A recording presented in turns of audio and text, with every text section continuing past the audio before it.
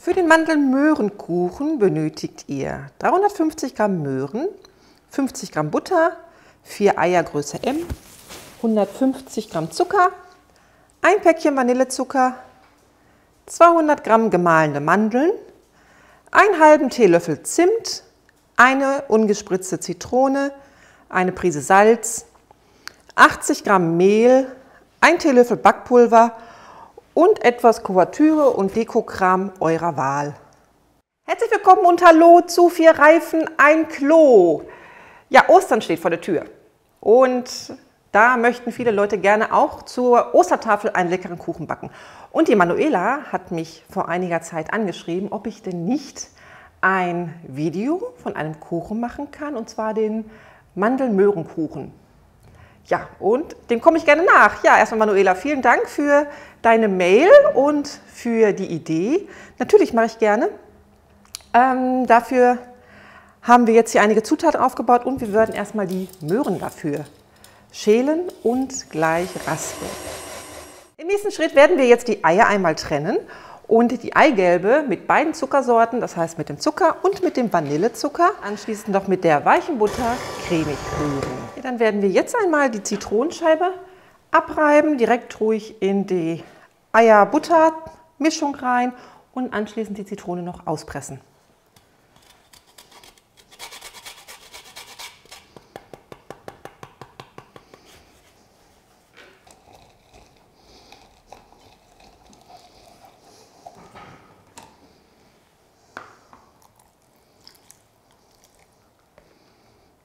Ja, riecht schon super toll zitronig hier bei mir. Jetzt fügt ihr dann noch die Mandeln, den Zimt und eine Prise Salz dazu. Rührt das alles einmal unter und danach einmal die Möhren zufügen.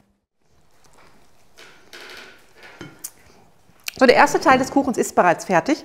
Jetzt kümmern wir uns um den Eischnee, der gleich noch untergehoben wird.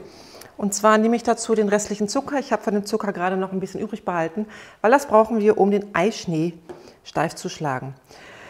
Wir fügen jetzt erstmal dem Eiweiß eine Prise Salz zu, rühren das schon mal steif und während des Steifschlagens lassen wir halt den Zucker einließen. Jetzt mischen wir den Backpulver noch mit dem Mehl und fügen das abwechselnd mit einem Teigschaber der Möhren-Eiermischung hinzu. Einfach schön unterheben.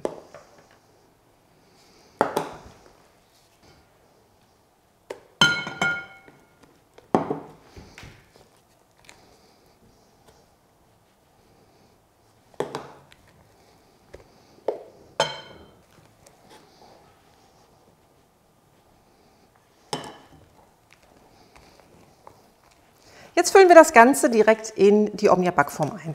Ich habe zwar jetzt den beschichteten Omnia, aber ich habe die Erfahrung gemacht, dass Kuchen trotzdem zu dunkel wird. Deswegen verwende ich auch im beschichteten Omnia-Backofen eine Silikonform. Da werde ich jetzt den Kuchen einfüllen und anschließend geht der für 45 Minuten auf kleiner Flamme auf den Gaskocher. Dann lasst ihr bitte den Deckel drauf und stellt das Gas ab für ungefähr 10 Minuten und lasst den Kuchen einfach ruhen. Und dann schauen wir mal, wie er geworden ist.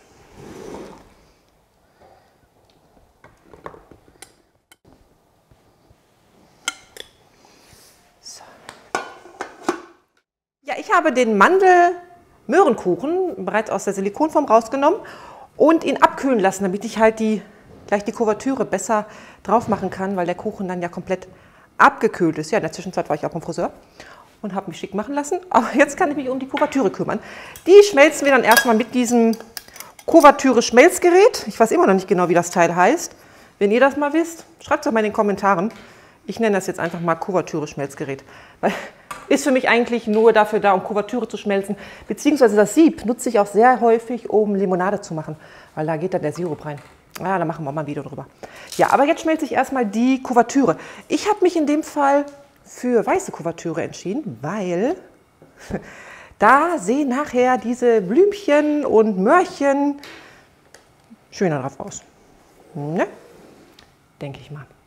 So, ich werde jetzt die Kuvertüre schmelzen und dann den Kuchen damit schön einglasieren und hübsch österlich dekorieren. Hübsch, oder? Oh, ich finde, der sieht richtig ansprechend aus. Wir lassen ihn jetzt noch kurz abkühlen, dass die Kuvertüre erhärten kann, und dann schneiden wir den mal kurz an. Und dann gucken wir uns den von innen an.